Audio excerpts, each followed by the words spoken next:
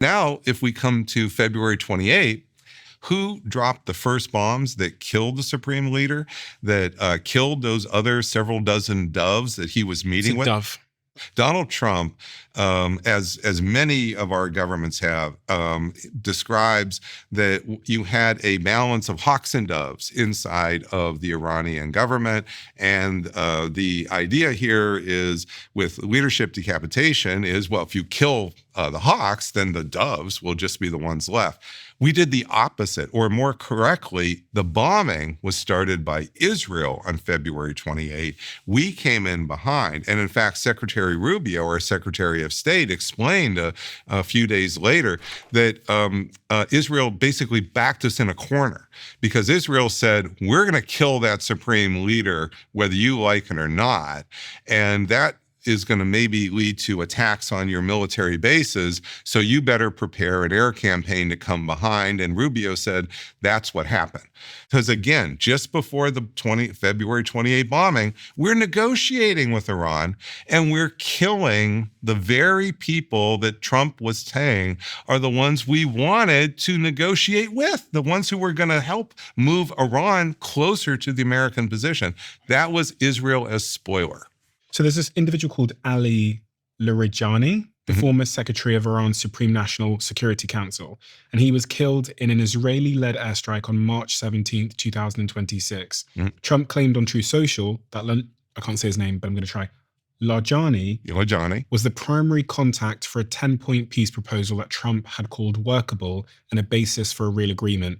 Trump suggested that the strike was poorly timed when Israel killed him and complained that Israel's lone wolf actions were complicating his ability to wrap up the war on his own terms. He famously posted that he was inches away from the biggest deal in history before the assassination reset the clock. So this would be the third instance then of Israel as diplomatic spoiler. What you're hearing from Trump's own mouth is he thought he was close to a working relationship, maybe not a full deal, with a certain set of individuals, in this case, Larijani. And what did Israel do when they found out about it? They killed that person. And yes, I understand there's issues of intelligence, but you know, most of us don't have a clearance, so we can't talk about that. So let's talk about the actual public description that we've heard from Prime Minister Netanyahu over the last several years.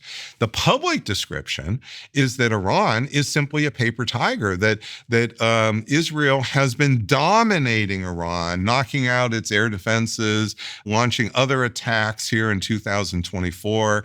The rhetoric that's coming publicly has been painting the picture of Iran as a weak, and not just weakened, but basically cripple. It's down on its last legs, and all you need is a final coup de grace. That has been Prime Minister Netanyahu's language.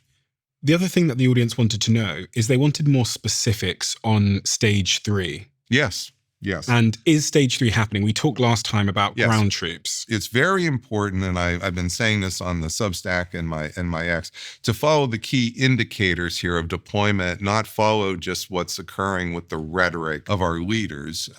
And the key thing to know is that if you're going to weaken Iran with ground power, there's only a few ways you can get that ground power into Iran.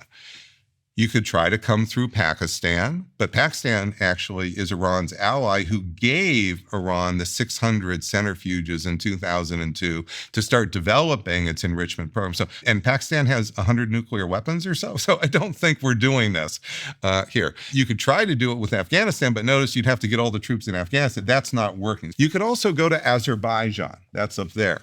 Notice on the first day of the war, there was a missile that hit Azerbaijan, and people on CNN, there weren't, what's going on here? It's just a random, in fact, I think our public statement on that day was, this shows how incoherent the Iran leadership is.